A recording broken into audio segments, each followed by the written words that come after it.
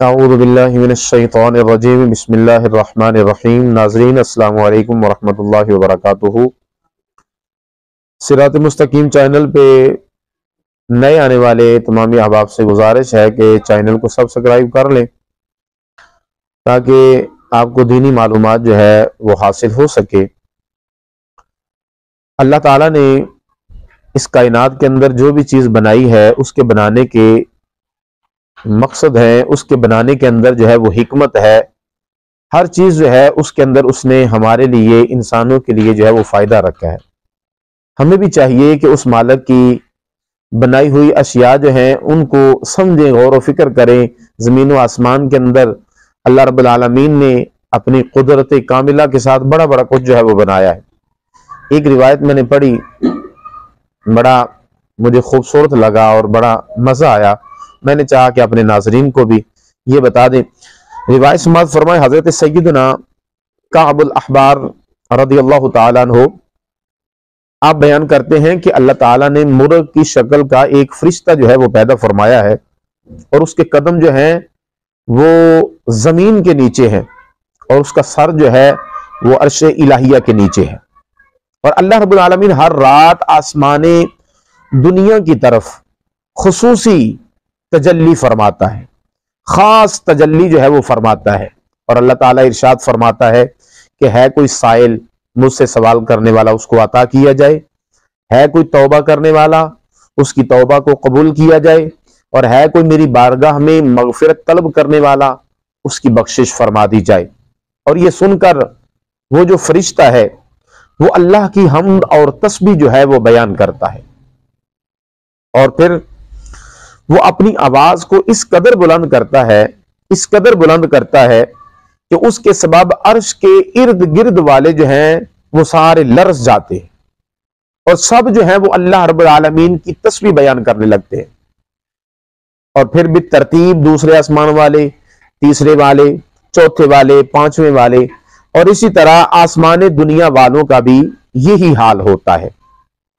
اور زمین والوں میں اس بات کا علم جو ہے نا وہ سب سے پہلے مرغے کو ہوتا ہے، اور یہی سب سے پہلے جو ہے یہ مرغ اپنی آواز یہ بلند کرتا ہے۔ اب یہ جب آواز بلند کرتا ہے تو پہلی جب آواز بلند کرتا ہے تو یہ کہتا ہے کہ اے عبادت گزارو اٹھو، اور دوسری میں کہتا ہے اے تسبیح کرنے والو اٹھو، اور تیسری میں یہ کہتا ہے کہ اے فرما بردارو اٹھو، اور چوتھی میں کہتا ہے کہ اے نمازیو اٹھ جاؤ، اور پانچویں میں یہ کہتا ہے کہ اے ذکر کرنے والوں اٹھ جاؤ۔ پھر جب صبح ہو جاتی ہے تو یہ اپنے پروں کو جو ہے یہ جھٹک کر کہتا ہے کہ اے غافلو اٹھ جاؤ۔ پس جب صبح ہوتی ہے، صبح ہونے سے پہلے پہلے جو بندہ جو ہے وہ نہیں اٹھتا تو وہ غافلوں میں لکھا جاتا ہے۔ اب جب بندہ جو ہے وہ صبح اٹھ جاتا ہے اور وہ 10 آیتیں جو ہے وہ تلاوت کرتا ہے، جب 10 آیتیں تلاوت کرتا ہے تو وہ جو ہے وہ بندہ غافلوں میں نہیں لکھا جاتا، اور جو بندہ 20 آیتوں کی تلاوت کرتا ہے وہ ذکر کرنے والوں میں لکھ دیا جاتا ہے، اور جو بندہ جو ہے وہ 50 آیتوں کی تلاوت کرتا ہے تو وہ جو ہے وہ نمازیوں میں لکھا جاتا ہے، اور جو بندہ 100 آیات کی تلاوت کرتا ہے اسے فرما برداروں میں لکھ دیا جاتا ہے، اور جو بندہ 150 آیتوں کی جو ہے وہ تلاوت کرتا ہے تو اسے 1 قنطار اجر جو ہے وہ دیا جاتا ہے۔ اب جو ہے 1 قنطار یہ کتنا ہوتا ہے؟ یہ 1 قنطار جو ہے یہ 100 رتل کا، اور رتل جو ہوتا ہے یہ 72 مسکال کا ہوتا ہے، اور 1 مسکال جو ہوتا ہے یہ 24 قرات کا ہوتا ہے، اور 1 قرات جو ہوتا ہے نا یہ احد پہاڑ کے برابر ہوتا ہے۔